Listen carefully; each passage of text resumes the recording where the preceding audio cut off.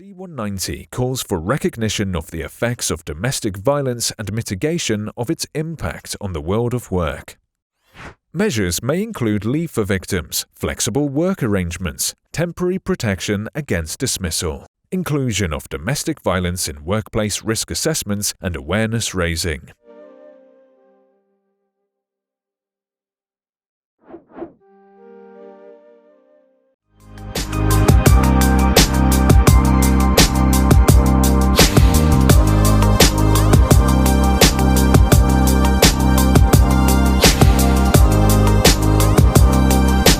What are the strategies we're going to implement in terms of the gender-based violence and harassment? We need to recognize the role of gender violence. While boys and men do experience abuse, it is important to remember that the majority of victims of violence are female, and the majority of perpetrators of violence are boys and men. We need to be critical and question a whole lot of things. Be critical about the media, how they portray a girl or a woman, whether on television, online, in magazines, or music videos. The media regularly uses images of violence against women and sexually exploits girls and women to sell products. I think the recent a documentary we are watching now on Netflix on Jeffrey Epstein, and also involving a woman who is a partner, you actually see how complex the situations are. And you actually see it also brings the issues of poverty, the issues of we have high-level people in the society or in the workplace that can say, for somebody who's going to want $200, they are nothing. They are then forced at a very young age, I mean, from high school, to be participants and be sexually harassed in that case. And you grow up like that. One attorney there mentioned how they have seen that cases like that in society, they take longer to persecute. So a case you would start when you are 16, and you can only see anything out of it when you are 30 years old or you are 35. Others don't even survive the trauma. And I'm sure there's plenty of examples. I'm just using that because it's the current one that we are seeing. We need to stop sexual harassment. I think all of us, we're saying don't engage in any forms of sexual harassment, such as unwanted touching, and be empowered to speak up against friends and peers who do. Don't look the other way. How many of us do we say we find it easier to look the other way? And how many are we allowing when we're saying our peers? It can be a woman or a man, and you're touching the other person and they're not comfortable and they speak to you about it. Then it becomes like it's a problem. You are stuck up. So those kind of things, when an employment place has policies, has training, people are continuously going to be aware to say, these are the rights. So human resources need to raise those.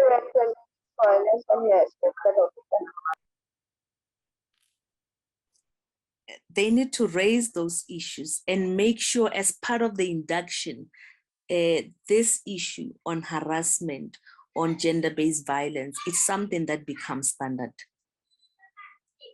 The next slide.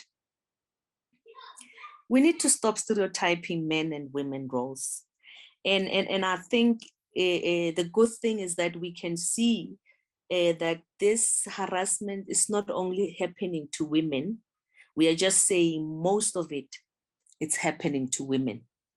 And the stereotypes, the social roles and expectations may affect our decisions about relationships. Men are taught that expressing feelings is not masculine. We need to learn ways to express feelings directly and non-violently to create more meaningful interpersonal relationships. And just one example here, there's a program I have watched around here where you have a woman who's beaten up all the time. And that woman says, when she gets beaten up, she knows she's loved. And I don't understand that mentality, but somewhere along the line, it became standard. When somebody beats you, then it means they love you. So we need to change those kind of stereotypes. We need to find out where they come from, and we need to show people, as we do, you know, let that be part of the media, to say, this is the better way, and this is how other people live without that. Let's be aware of available resources for girls and women. We need to familiarize ourselves with the resources for girls and women in our communities, including women's centers, shelters, anti-violence organizations. Be a positive resource for girls close to you by sharing information and making referrals. And this, I think personally for me, I do preach also with political organizations. What are we doing? We have women entities, women leagues, all those entities. It's not a job of only the charity organization or the institutions that only deal with violence.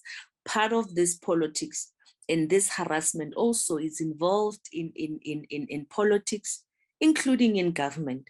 So the awareness and supporting our women, our girls, even when they go to court, it is something that we must say, it's a program that is standard. It's a program that does not even require debating as we do it. We need to understand and practice consent. Boys and young men need to be respectful when entering into a sexual relationships and manage their expectations, to not feel entitled to girls' and women's bodies.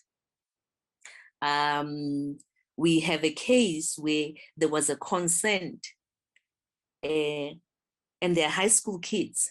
And what actually happened there was that as the girl, or she's saying she was joking and said it wasn't consent, it was rape. How the boy was treated by the school before the investigation got the child to commit suicide. Only after committing suicide is there they come and they say no, and the girl comes and say, no, I was only joking. So this issue, it is really deep-rooted. It is not something that we talk about. It is not even something that at this point where we talk about so many deaths, we talk about even kids killing themselves. It should be a topic that we only do as we enter the 16 days of activism. And however, as I've raised it in the beginning, we need funding to continuously run these community initiatives for women. Thank you very much. Those are the areas that I wanted to cover, and I wanted to make sure that we all look at them and say, how do we deal with them? Because they are out there. Thank you very much. Thank you very much for your well-prepared presentation and for raising many important issues. For example, this role of media. I totally agree with you that media has a very important role to play, and the stereotypes showed in media. So this is one topic to discuss, for example, with Laura Vanetti and Business News TV. All media channels have an important role to play in this. It was a very good point, and of course many good points you had, that we need to have continuous training, and we need to have one safe place for every woman. So thank you very much. And now I would like to invite our next speaker, Ms. Ivy Lawson from Ghana. Thank you very much for joining and welcome. Would you please like to unmute yourself and give your speech? The qualitative analysis subjected that factors such as poverty, unemployment, and economic shocks were identified as important determinants of domestic violence. Overall, the determinants of violence varied considerably among types of violence, emphasizing a need for domestic violence legislation in Ghana to continue to distinguish between different forms of violence as in the Acts 732. Consequences of violence. I can leave the rest and then maybe we can talk about it later because I'm mild, so I could not talk too much. Exactly. So I think the best. We have one more suggestion for you. We can share this document on the emails of everyone, all available members, and all the country heads and the guest group and the rest of the group. We are planning to share all presentations and the documents which we are receiving in these sessions. We will share later with our members. So if something is still remaining in this document, so we will share with the participants and the members, and they will review and read this document from your side. So thank you. Yes. Thank you, all of you. Thank you. I'm so sorry. I'm so sorry because we have only on for 2 hours daily. That's because fine. We are on No, Marian, I'm so thankful that I'm able to try and do this today. Thank you. Yeah, I'm very thank you. Very thank you. Thank you so much. Thank you very much, Ivy. It was a very well prepared document, and I think this is a great awareness training. So it was wonderful. So thank you for your presentation. Thank you. And, thank you. There's different types of violence. For example, it is very important for all girls and women to know this kind of information. So it was very informative. Thank you. Thank you. And our next speaker today is Tessa Taylor from African Virtual Bridging School. We are happy to have you with us also. So thank you very much. And would you please like to give your speech? Thank you very much for having me and allowing me the opportunity to do a presentation. I know the theme is special training and guidance to educate women. And then my topic is basically about optimizing your competencies for success in leadership and in life. My message on the group is there are so many forms of violence and abuse against women, and the only lasting solution is to educate young girls and women as to what these are, to upskill them and to empower them to say no more.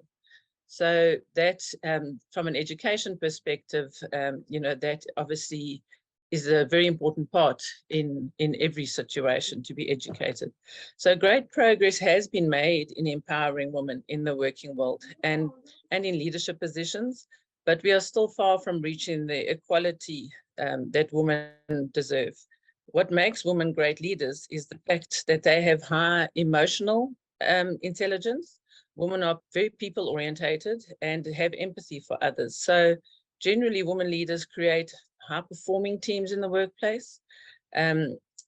Leadership cannot exist without confidence. And one of the big challenges that we as women face in business is the lack of confidence. And we often doubt ourselves, as well as some women have, they doubt their ability to manage. And these are some of the reasons that we need to actually upskill women in leadership skills and in soft skills, so that they can step up and feel more in control. And we do this by helping them understand what their strengths are and where the areas are that they actually need improvement. And this can be achieved through Exprobico's competency assessments. We help women and the youth discover what their inborn or innate competencies are. And these are basically your skills, your talents and your abilities that you acquire in life. So if we look at what a competency is, my business partner in the African Virtual Bridging School is Professor Dr. Gudrun Frank. And she has also her own company in Exprobico in Germany and has developed a broad competency assessment basis. And Gudrun states that the competency of a person is his or her ability to function with self-responsibility and self-organization in specific situations in order to achieve the expected effect. So competency is developed when you have practiced a skill, a talent or ability in the past, and you've done it successfully. So that is where your inborn or innate competencies or what they are about. I think if you can just go to the next slide, please, Miriam. There are various situations that require that you display the correct behavior at the appropriate time. And if you have the relevant competencies, you can actually react as you're expected to, and your appropriate behavior will be noticed by others. So as mentioned, we all have these inborn competencies, and discovering what they are helps us to succeed in life. And as women, if we know where our strengths are, we all have strengths, and we build on these strengths, then we can also know where our shortcomings are and where we need to develop, in what areas we need to develop. This will enable women to succeed in life and become great leaders. So competency, I'm just going to speak a little bit more on competency assessment. They identify these hidden potential, and they sound out competencies, talents, and skills, and job-related development needs. So that evaluates the individual competency profiles, and these are evaluated against those that are required for specific jobs. And then we help women and people just to identify the gaps between these two and help them to improve and to build on these gaps. So the competency checks will show you your individual strengths and weaknesses, and also your existing competencies and the areas of lacking. And thanks to the results of a Probico check, you're able to identify these potentials and these deficits that you might have. Okay, then on the African Virtual Bridging School, everything that we do at the African Virtual Bridging School is based on the ex-Probico's competency checks. So we start every journey with people on board with us with a competency check, and then we go through the journey with people to help them identify the gaps and to put them into mainstream, to link them to their correct field of study, or to link them to where they should be in the working world. And then at the end of the process, we do another competency check to find out if people achieve what they set out to achieve. And we accompany them along this journey. So everything, as I said, is based on that. And our mission and vision that we have at AVBS is to focus on each person's innate or inborn competency, as I've explained, and to also highlight the cultural and professional requirements of each African country and their respective needs, because every country will differ as to what is the actual needs at this given point in time. So we help the youth and the women to excel, to go into professions where they will succeed. We also motivate young girls and women to enter into STEM and ICT professions or fields of study, and to provide self-awareness and upskilling for women in leadership positions. That is one of our visions. Also, poverty eradication through sustainable education and development for disadvantaged youth and women. Our values, which is the next slide, our values are to provide support and orientation for young high school graduates, focusing on the girl child, for undergraduates, for women and young managers to bridge the gap between the status quo where they are now and the next career level in a sustainable professional career path or academic career by competency development in the different fields.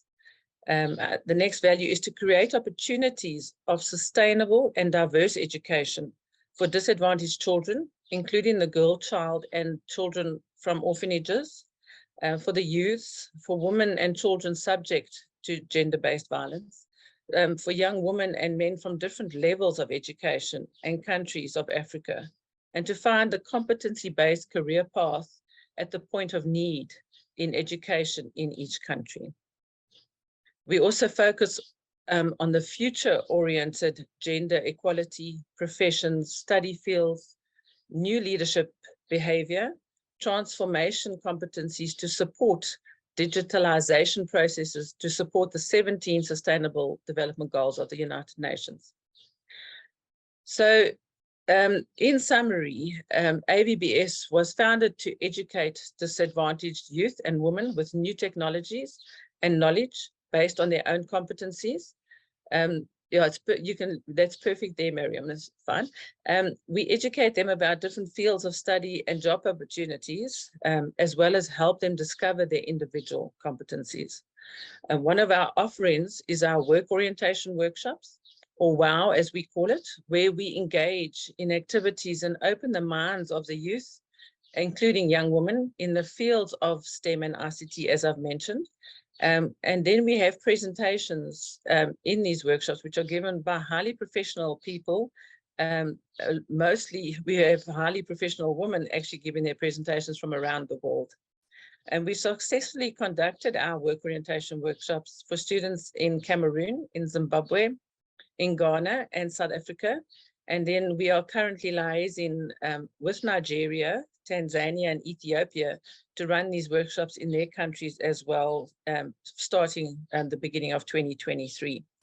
And then we are also working with the Kind Heart organization and Mark Sorrow, who is the program manager in Kenya.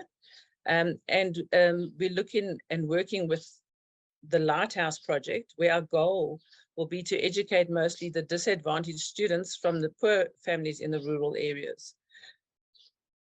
So our current projects is that we are busy developing the AVBS Vocational Center together with various companies and preparing content with virtual support from experts in specific professions and designing SME professional development programs and further education centers for entrepreneurship and situational leadership as part of the transformation process. We offer our digital tools that they are simple and easy to work with, so that people from all the various regions can take over the responsibility of sustainably operating our AVBS programs. So yeah, thank you. It was just a brief presentation, but thank you very much for listening. And I have got our website there. If you're wanting to know any information, you can just get hold of me. But yeah, I just wish you all a good evening further. Thank you very much, and thank you for joining. I know it was a short time for you to prepare, but you did prepare very, very well. So thank you very much. It was a very good awareness training also. So we really appreciate this also. And yes, the importance of self-responsibility and self-organization. And yes, that we need to know our strengths and shortcomings. And yes, I think this is a great way to help each individual to find the full potential. So once again, thank you very much. And maybe I did not say it before, but of course, your partner, Professor Gudrun Frank, is also welcome to join these sessions. Sorry, thank you. I will let her know. I asked her to attend today, but she unfortunately had another engagement. So I'll ask her to, going forward. Thank you very much. Yes, thank you very much. Thank you very much for joining and welcome. Yes. Would you please like to give your speech? Good afternoon. I must thank you for bringing me on board. And it's a big privilege to speak on the American International Education Federation. Yes, because of the respect and love I have for the women, I agreed to join this bandwagon, even though the information came in a bit late, and permit me, I am going to speak without slides because I've been on the move, reaching out to other African contingents to make sure we achieve impact using the African Coaches League. And this is something we have been working on over the years to see how we can empower women, to save them from the victimization that comes with the gender-based violence. So one of the ways, because I will speak on the measures that will be used to address GBV and harassment surrounding women. So one of them is education. I am a fan and a lover of education, and I believe the power of education, not just education, but educating the women on the root cause of violence surrounding them and how they can avoid those violence. I always say this: before a woman goes into a relationship, there are measures she must take to know if the partner or her mate is someone she would like to deal with, whether a short term or in a long term. So education is very important. Knowing applying emotional intelligence on that man to see if he's someone she can deal with, be it in relationship or be it in business or be it in any other way. That is number one. Then another one is inculcating the mentality to speak out anytime there is an imminent attack. Because here in Africa, our women, the culture or the tradition that we are exposed to does not encourage women to speak. They see it as a taboo for them to speak up. So I'm saying there's need for us to do maybe like an awareness program encouraging the women to speak, but speak in a reasonable manner, so the society doesn't see it as a disrespect or disregard to the culture. So that is number two. Another point I'm going to bring to the table is stop the blaming of victims of gender-based violence. Because sometimes, like I said in the past, when a victim maybe try to narrate the story, how she was raped or attacked or victimized, blame games or blames comes from different corners, and this always discourages them to speak up. So we must stop blaming victims of GBV or any form of harassment. They deserve to be given a listening ear so that there would be a solution, not just a solution, but a lasting solution to their problems. Another way of addressing gender-based violence that I would like to talk about is using sporting, cultural, and social programs to enhance confidence, empowering women on skills that they can acquire, such as soft skills and other related skills. This, I believe, will make them stay independent and at the same time stay loyal to the society. Because when a woman is independent, when she's empowered, she doesn't have time for some trivial matters or things that does not put food on her table or on her family's table. So empowering them using sporting activities, just like what we do in the African Coaches League, we try to empower, connect and expose the female coaches, teachers, trainers to initiatives that will help them acquire skills, be it soft skill, be it entrepreneurship skills, leadership skills, so that they can be able to come up with something that will put food on their table. So these are the little points I want to share with us today, and I believe it will sink. Thank you for having me in your midst. God bless. Thank you very much for joining. And I know it was a short time for you also to prepare, but we really appreciate your participation. And we are glad to have you in this platform. And like you say, education is very important to make the situation better. And yes, also the victims need to be motivated and inspired instead of blamed. So thank you very much. It was insightful also. And our next speaker is Dorothy Akende from Nigeria. Thank you very much for joining and welcome. Would you please like to unmute yourself and give your speech? Thank you very much. Hello, everyone. Thank you, Mariam, for the opportunity to program on this 16 days of activism. I've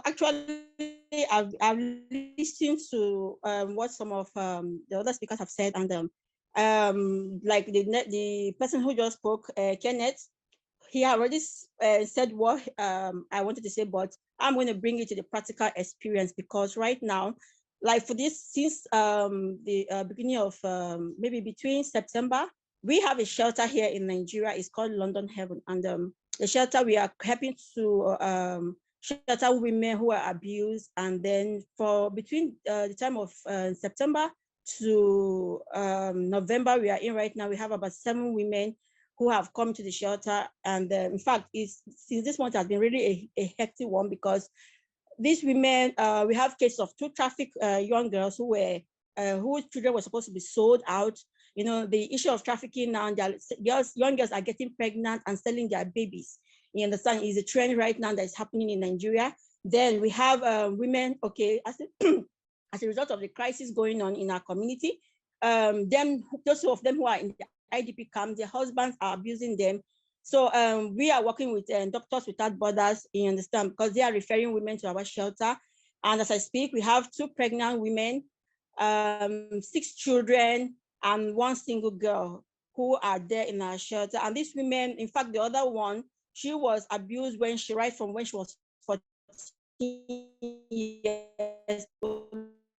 Like her brother gave her out because he went back, and the brother said, okay, I'm going to give my sister out. She had abused, and the guy was, whenever the guy wanted to have sex with her, the guy would tie her hands, you know, at the age of 14.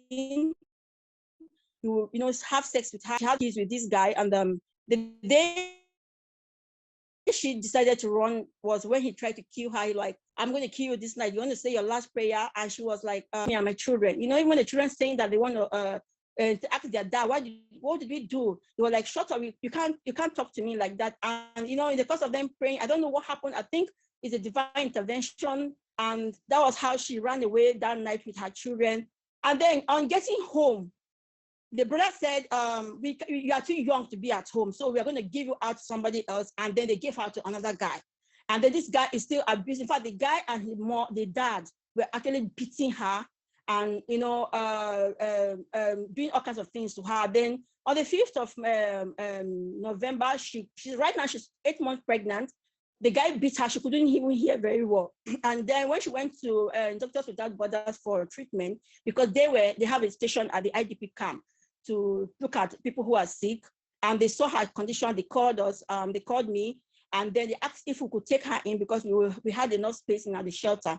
And she came in. So when she came in, we took her pictures. You know, we took her pictures to see her condition and how she came in. And then that day, she had not even eaten for 2 days. Imagine a pregnant woman not eating for 2 days with her children.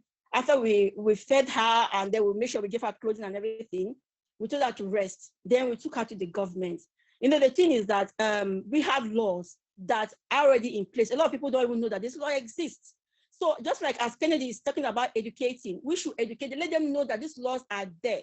Do you know that when we educated this woman on the laws that are available, and then we invited the husband to come, he was coming with the opinion that she doesn't have the right to ask for divorce. Until when we asked her that, what do you want? She said she wants a divorce. The man was shocked. Like, how dare you ask for divorce? You don't have the right to ask for divorce. And then when the guy saw the seriousness of what was going on, and the good thing is that the man who was handling the case, it was a man that he was very, very open. Like, this is a girl that she's not allowed even to say, to speak her mind. So when she was narrating her story, she said everything that happened to her. And now she said for the first time in her life, she's, you know, have 16 years of abuse. She had somebody that listened to her, we listened to her story. And then when they ask her, imagine somebody asking you that, what do you want? She said she wants divorce. And the husband said that what pained him the most is that she's asking for divorce. That how dare she? She doesn't have any right. So you see now, what the husband came with this uncle who is very, very educated. And he saw that there's a law in Benue State that, in fact, that law now, even if you touch a girl, if you touch anyone, you don't even need to penetrate sexually, you are going to prison. So the man said he didn't know that the law like that exists. So as we're speaking now, we need to do more awareness. Like I'm talking in my own community. So maybe you can, those of you in your various community, you can think of how you can hold your lawmakers accountable. So that these laws, apart from them passing these laws, they should be what? And they should enforce them, because right now these laws are being enforced. And in fact, as I speak, the justice is not swift and fast, which is what we are advocating for, because we want that this survivor, this victim should be able to get justice, you understand? But we are working on that. But the good thing is that these laws are already there. So whenever there's a case, and most of the men, they feel that you can't do me anything, yeah, I'm a man, you can't do me anything. Then the next thing, they just say the government serving them a letter that come to the office, you've abused your wife. And then when they come there, they see that, oh my God, this is very embarrassing because you're talking in front of everybody, people are looking at you and all that. So just like Kennedy is saying, we need to educate them on the right. We need to understand that they have the right to say, no, I want a divorce. I can, and we are there to support them, because we told her that, don't worry, we are standing beside you. We are holding your hand. Because when she was talking, she was shaking, you understand? So I held her hand. I said, don't worry, I'm behind. The guy is not going to do anything to you. He's not going to harm you. Nobody's going to harm you.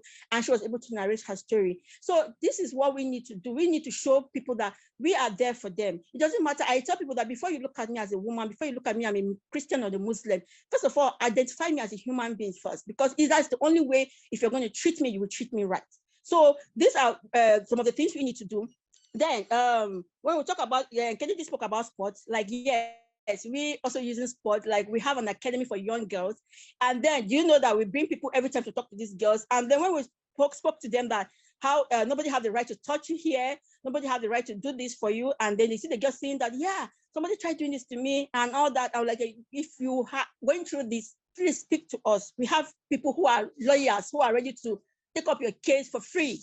You understand? So using sport is on that good avenue. Then maybe thinking of how we can empower these women to be financially independent is another good thing, you understand? And the good thing that the government, the first lady here in Nigeria, in Benue State, she has also, she's chasing a bill that make women who are widows, that widows should have the right, because in my community, widows are not allowed to inherit properties, you understand? So when your husband dies, your husband's brother is going to inherit you.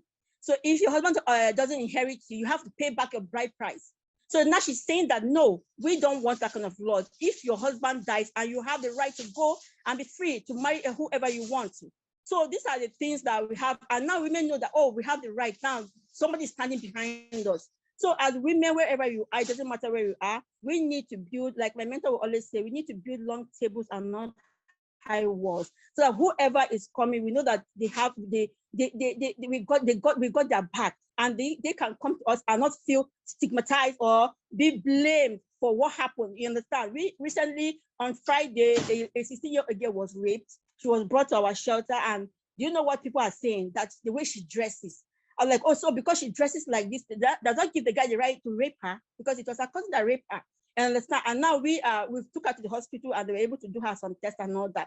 We have these women there, they are narrating their story, and then we are looking forward to see how we can action plan that we can work, we can replicate it in any country, and see how we can also bring policies that can help to empower these women, give them a voice. You understand? And then one other thing I also said is that the people who, sometimes when you go to report cases, people who are there, if you are doing this job, you don't have empathy, you cannot be able to give justice to these people, these women. So if you know that you can, because I've seen a case where a woman went to report, and then the social worker woman blamed her in front of the husband, and the husband went home, and immediately the husband was like, yes, you reported me, but the government blamed you. And then the woman said she was never going to report again. So I reported this issue, and then they asked for the staff, and they said they were going to look into it.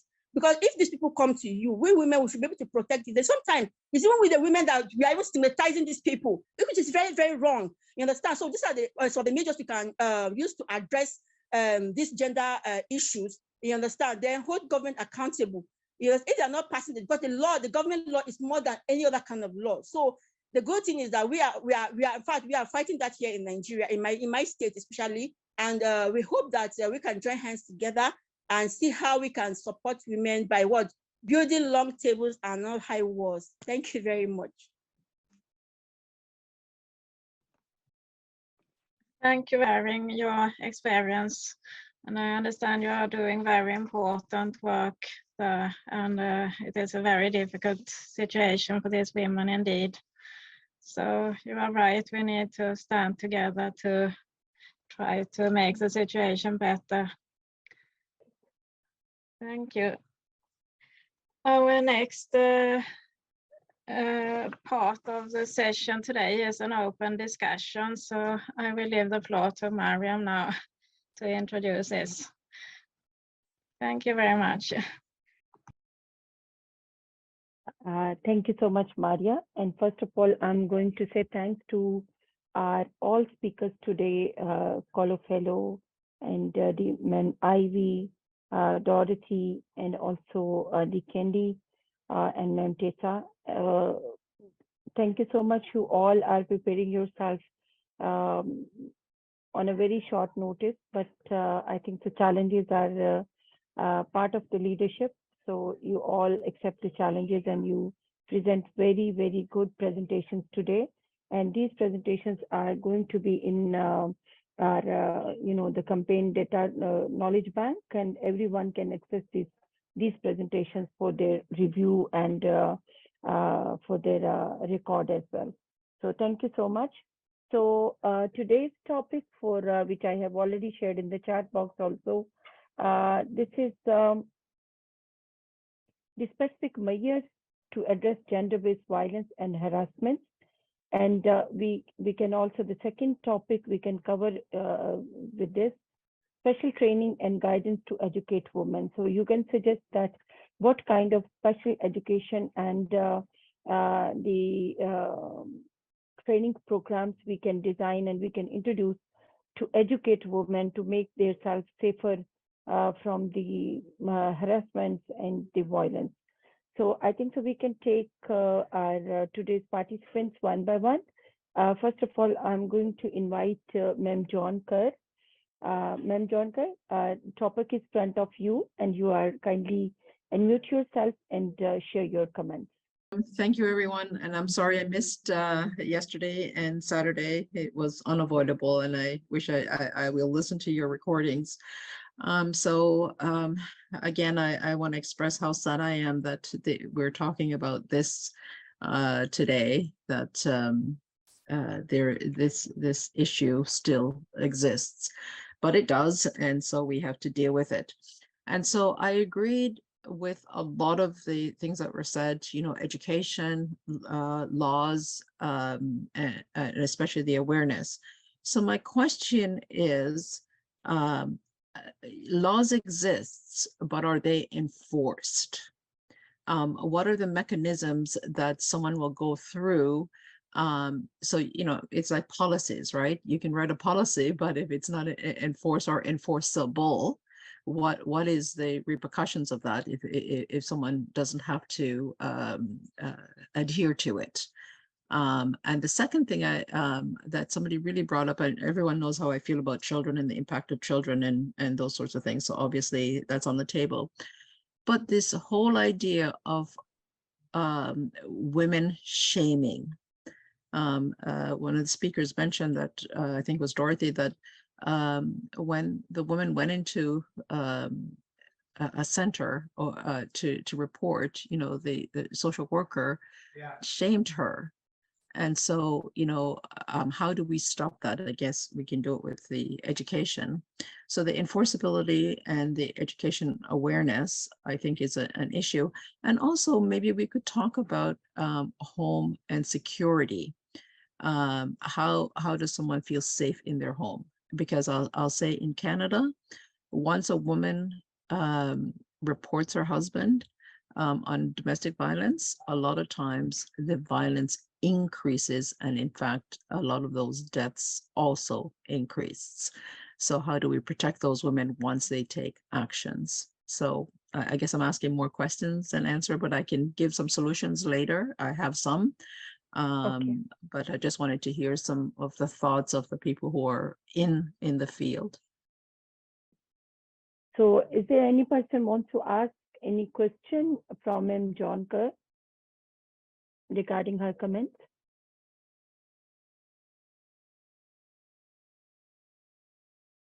Okay. So I can bring up Hello. some solution. Oh, sorry, I can bring, sorry, go ahead. So is there any question from any person? No, I just wanted to make a comment. Yes, please. I'm sorry. Shazia, I'm going to invite persons one by one in a sequence. Okay. So thank Okay, you so much. so, okay, so since I'm on, did you want me to mention some of the solutions then? Yes, please. Okay, sorry. So, because that's where I like to, yeah. So I think for us, the Global Women's Development Network, maybe have a series of workshops on confidence building to start with, but not just the confidence building for women, but the awareness of men that these laws do exist and that they have to adhere to them. I think that the two has to go as a starting point. I have lots to do later, but as a starting point, I think that might be. And I just want to say that I run a women's resource center for entrepreneurship, which really focused on personal and business development years ago. And one of the things that was brought up was how threatened the men were, and this is in Canada, when women had their own businesses, that they were threatened by that. And just a quick story, when the women wanted to start a business, they saw it as their business. So all of the components of doing the business, I always say there's three main components of having a business. I've had a business since 1979. But when the men wanted to start a business, they actually put their wives down as the administrator and operation manager for those business without asking them. And we're always shocked when women says, well, it's your business. I have a job or I have my own business. So that, it was a sense of control that the women had to do those jobs. But when women had it, the support was less than. So I always found that that's a personal experience of having running a resource center. So I always thought that was really fascinating. So anyway, I think that that particular center really looked at women as a whole, mostly women in business, but that we thought that personal development was crucial to running a business. So, and that's something I like to work on with a number of people. Thanks. So I'm going to invite Ma'am Toshiba Server. Ma'am Toshiba Server is from Pakistan, and she's also going to be a country head of Pakistan as well, like the other country heads. So Ma'am Toshiba Server, welcome in the session and kindly unmute yourself. Hi, good day to everybody. I'm going to keep my videos switched off so that we can, I'm more audible since there is some internet hiccup at my end. Okay, ma'am. Okay, so like my fellow participants here, somebody said that it's really sad that we still have to talk about such issues, and I agree and I feel the same. And I feel there is a lot that has been done and there's still a lot of work that has to be done or covered for women empowerment, for safety, security, for check against violence and harassment. Having said that, as the discussion is going on, it is certainly pertinent and highly important that we educate the girls, and what we have learned over the years, specifically working in Pakistan and then interacting across the borders, not just in our neighboring countries, but across the continents as well. The financial independence for a female, for a young girl, for an adult woman has proven to be a source of confidence, has proven to lift the professional or the person that they are. And what I have seen, and this is based out of my own experience, I have been a single mother for the last about 28 years. And yes, there were many challenges. Great that God gave the strength to overcome the challenges also. Yes, there were many places where one felt a little odd, I would not say threatened, just a little odd or insecure. But I feel that because the kind of financial strength or independence I had, it gave me the position, or it put me in a position where I felt that there is a shield of security around me, even if there were some odd scenarios and situations. I myself, I teach at university level, and I practice as a business management consultant. I am part of a family business heading 2 business units, a conventional security company where I'm the chief executive of the company with about 1,500 plus security guards deployed pan Pakistan, and I consult for business development with various diversified businesses. And I've been working for the last about 23 plus years. Having said that, I feel in today's world, the opportunities for the women, for the girls, for all of us, technology-based opportunities are immense. We need to become a source of strength for others. We need to not just educate the women, we need to educate tomorrow's young men as well. And what we are discussing is a thought process that has to evolve the hundreds of years. It's interesting to note how women have been striving or struggling around the globe for the position that they should have, and a position that is based on equality of respect as a human being. Not just that I am a female or I'm a girl or I'm a woman, that I should be respected.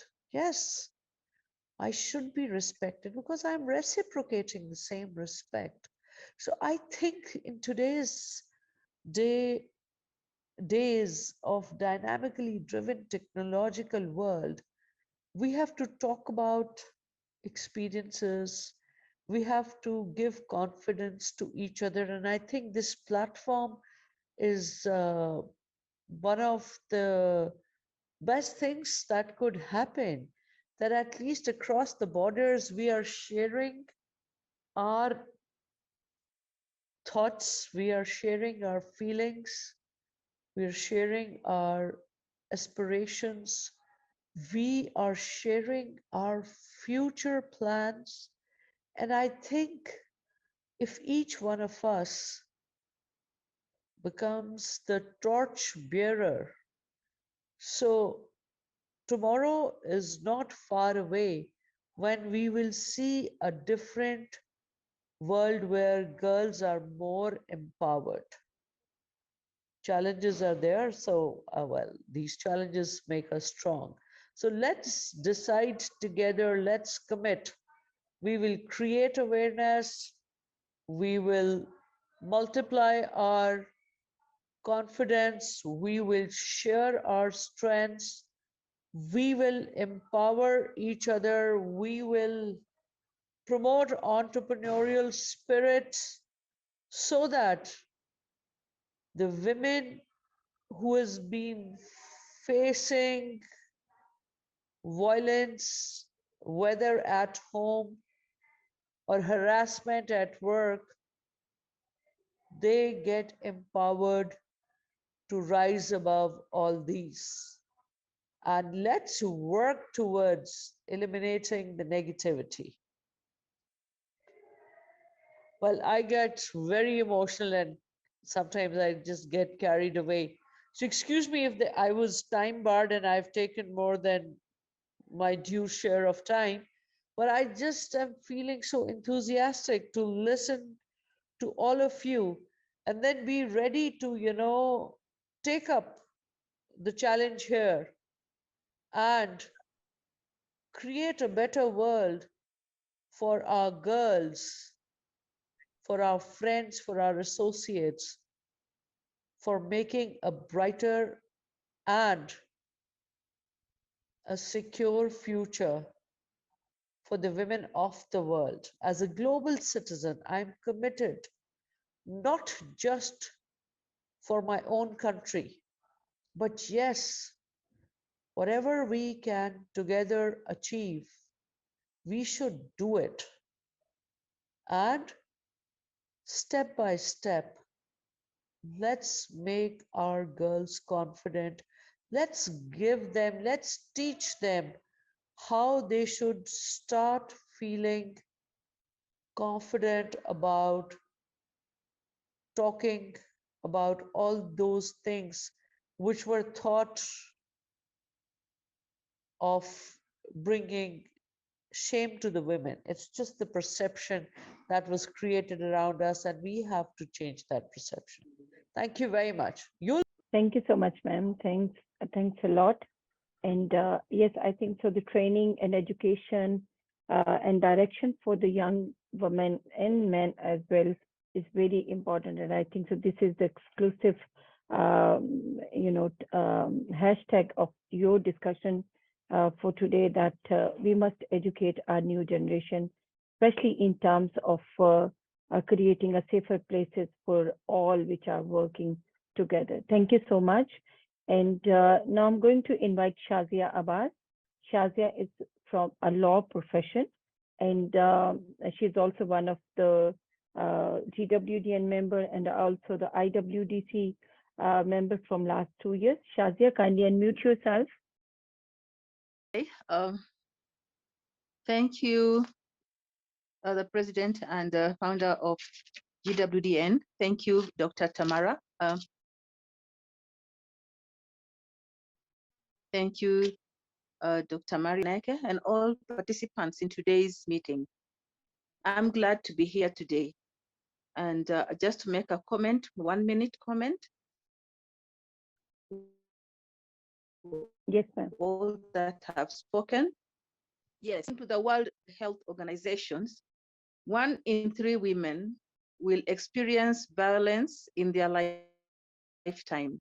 This demonstrates how prevalent and widespread gender-based violence is.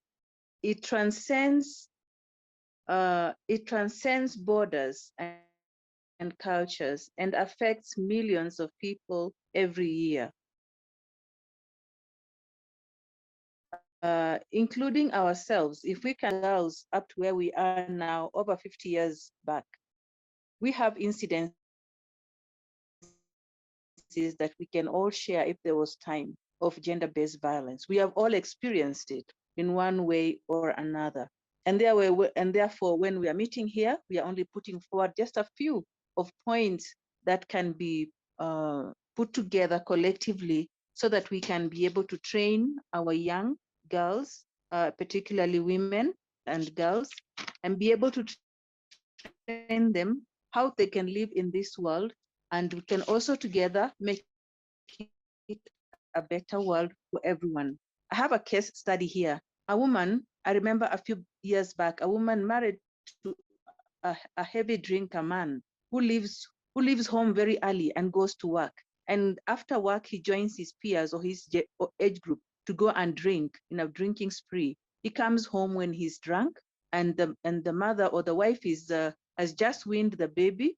And when he arrives home, he becomes abusive, and also he demands sex from his wife, and the baby has just been weaned, barely less than one year.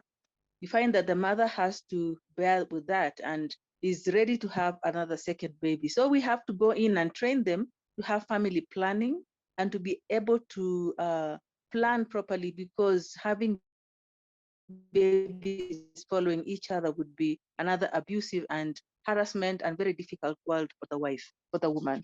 And therefore, it is our responsibility for all of us to make this world a better place for ourselves as women, for our daughters, and for our families, that we may live together in peace. Thank you.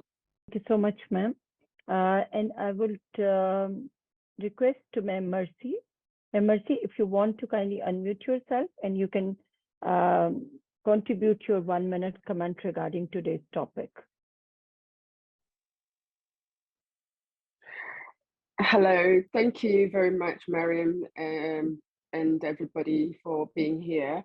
I totally agree with what other speakers have said, that a lot of the problems comes more from other women when it comes to harassment, blaming the woman for dressing a certain way or behaving a certain way. And I think we as women need to support each other and fix each other's crowns rather than pull each other down. And I think also, especially in high-end jobs like mine, where you are a senior manager, that you are amongst men and you are deemed to be the secretary or the waitress or somebody who's come to serve rather than the actual person in charge in the workplace, that I do think that needs to be changed in that way, so that women can be looked at as managers and in my case, chairmen, etc. That's mine. Much, ma'am. Thanks for your comment, and thanks for your regular participation also in the campaign. Thank you so much. Now I'm going to request Mark Soro. Kindly unmute yourself and share your 1 minute comments regarding today's topic. Yes, right now I'm just seated in my clinic. Yes, I work with the Kind Heart organization, but this is a very good initiative. It brings a lot of people together, and the cases we experience in the slums around us is really shocking. Even today, I think I shared with Tessa to share with you the experience we had on Saturday. There's a man who is on drugs. He keeps on threatening the wife that this is a woman 24 years old, and this woman, he hit the head of the woman, and she told the woman, as I go to the prison, you'll also be into your grave. And they chopped off his index finger. And this is really shocking, because the children, the 3 children were rescued and sent to the grandparents. And the grandmother also is somebody who is unable to feed the children. So you're asking for any assistance, if in any case, because these cases are rampant. You find, like in an area, there's an area whereby a lot of women, you find young men get married at an early stage. They get married to 3, 4 wives. So you find this wife, everybody wants to own this man. So you find there's a lot of jealousy, people fight, and you like to come to the end, you want to sensitize these people and to tell them these are the ways to go. We have to create awareness that these people, for these 16 days, we need to put up the tents, pitch up the tents in the 4 slums we have in Kisumu, so that we sensitize the women around, even the men, that to settle their differences, not just by fighting. Even though economic situation is hard, we need to do a lot. Thank you, John, for your presentation. Maria, thank you very much. Thank you, everybody, for listening to us. We are strong, even though I'm not a woman, but I am a man standing for women. Thank you so much. We are also going to listen Maria also. Maria, kindly unmute yourself. You are also heading this campaign as well as the president. So kindly unmute yourself and also share your comments also regarding today's topic. Yes, thank you very much. And thank you all for giving your views. It is very insightful to learn from you all. And yes, I would like to agree with many of you. Like I said before, media, I think this is an issue that I am very concerned about, the role of media. So I think this is something to go further with also, that we need to raise awareness in media and also in like television. I think we have maybe people also in this network who make movies, for example, and it is a great way to raise awareness also, to make a movie about our own community, for example, and also in written form to write about our experiences. So those are some of the examples that I would like to go further with if it is possible. So I think we can continue to collaborate for this. So thank you very much. I'm going to request Sir Carlos. Carlos, kindly unmute yourself and say something regarding today's topic. Yes, my name is Carlos Richard Sanko. I'm currently speaking from Sierra Leone. And I am the male representative of IWUB International.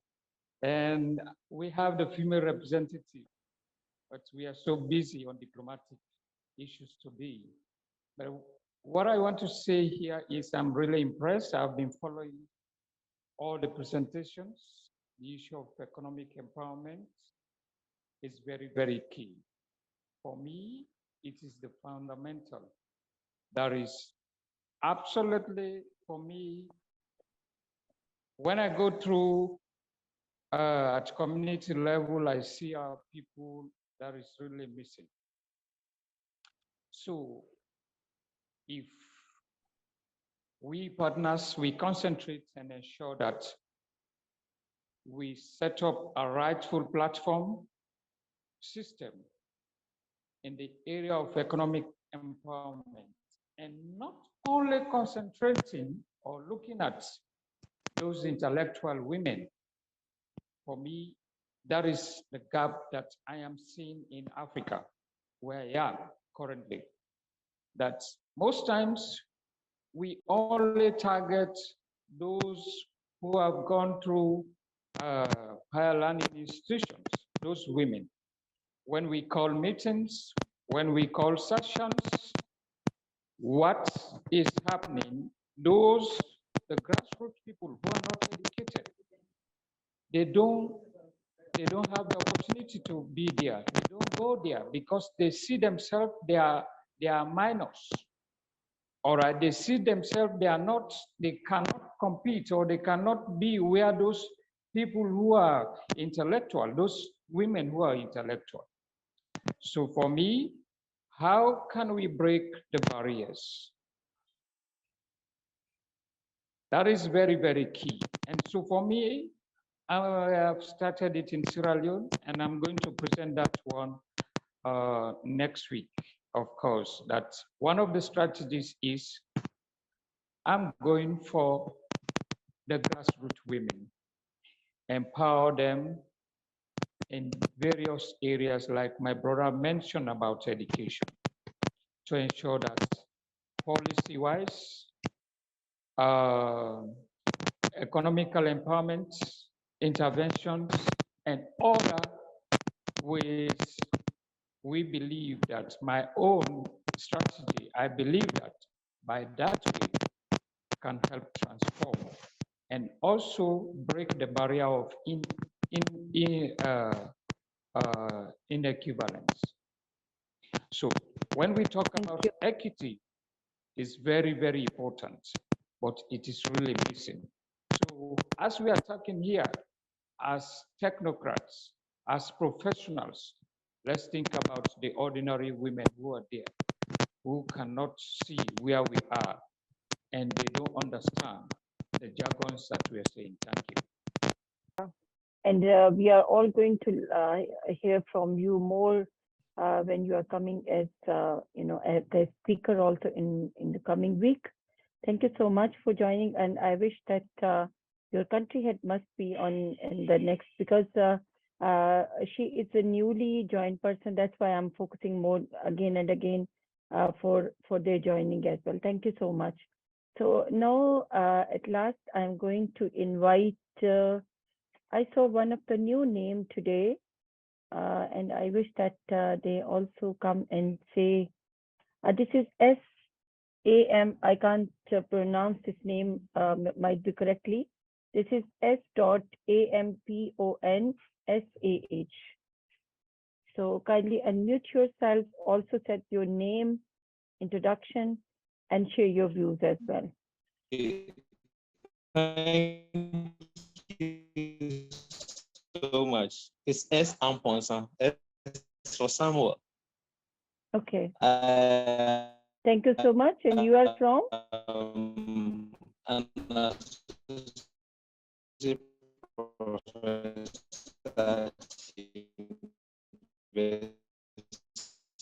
Sir, we can't hear you properly. Your voice is not clear.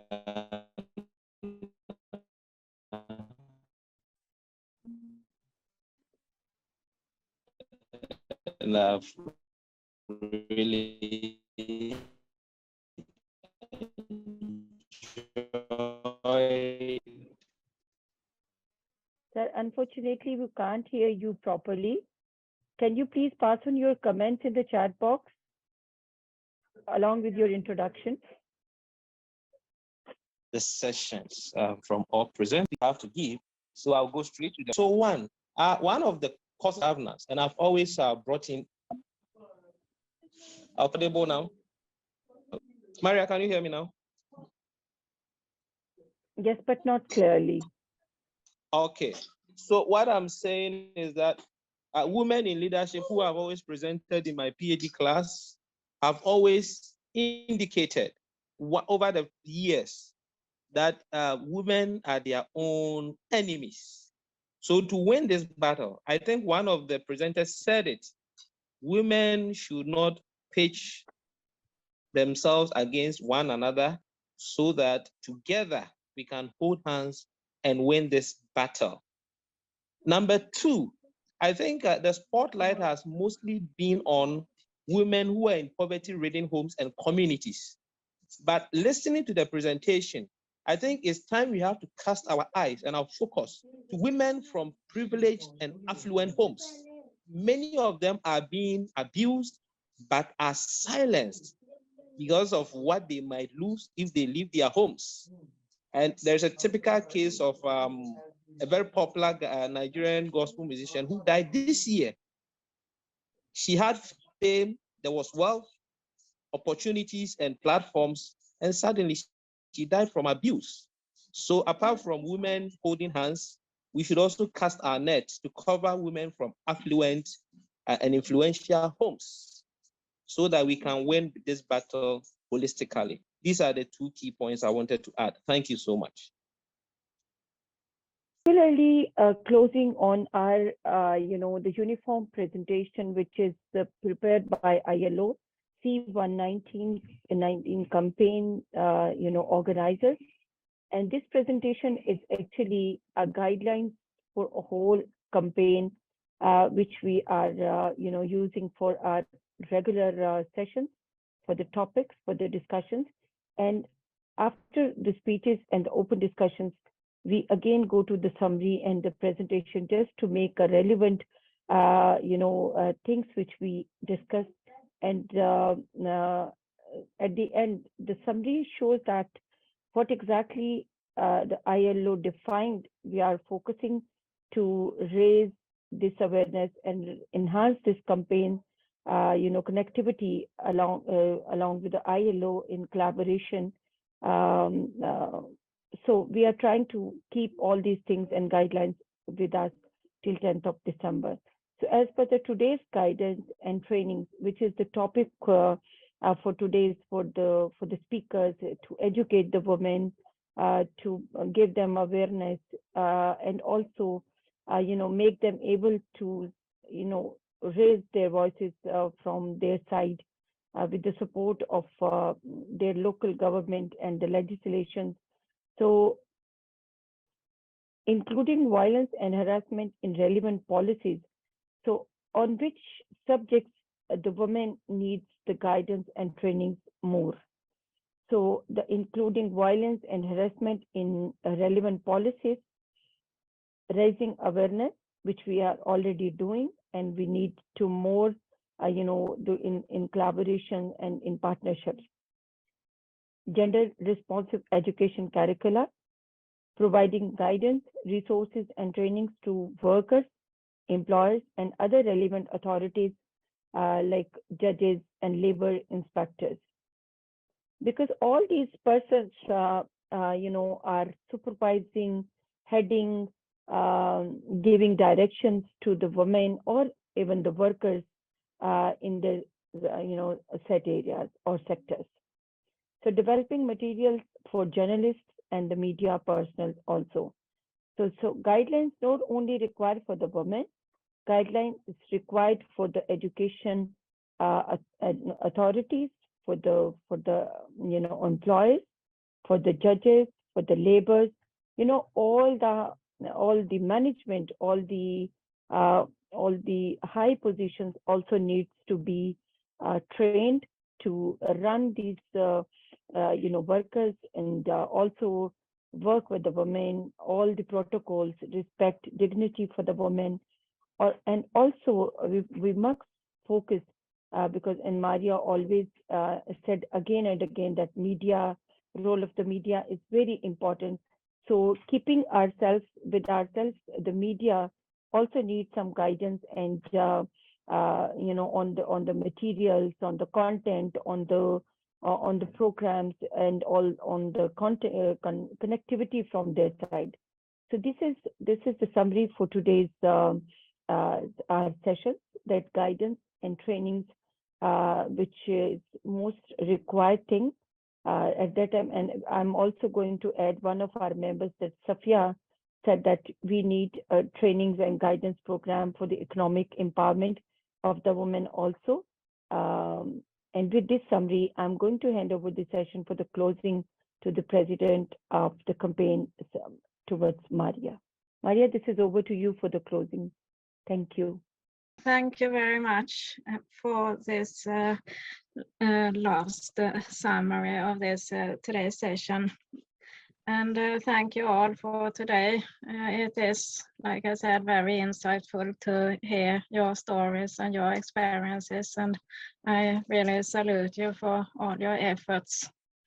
So thank you very much for today, and we hope that you will continue to join us in this 16 Days of Activism campaign. It is at the same time tomorrow, and it is until 10th December. So thank you very much for today. And Maria, we forget to define today's one-liner message. So this is open for the hall, open for the room, that anybody can present one-liner of today's, which is the message of the day before closing. So you can even send it in the chat box, or even you can come on to unmute yourself and share today's one-liner, one message of the day. Anyone. We are not going to nominate any person. Anyone can be sent one-liner for today's closing. Mine in the chat, Miriam. Okay, yes. Okay, thank you, sir. But I'm already calling you to give us a Oh. one-liner. I So already thank you. dropped one liner. Yes, I saw this. Every woman is a member of society. Let us join hands and protect them. Yes, sure. And I think that we can close with this great message. That's fabulous. And every woman is a member of the society. Let us join hands and protect them. Thank you so much.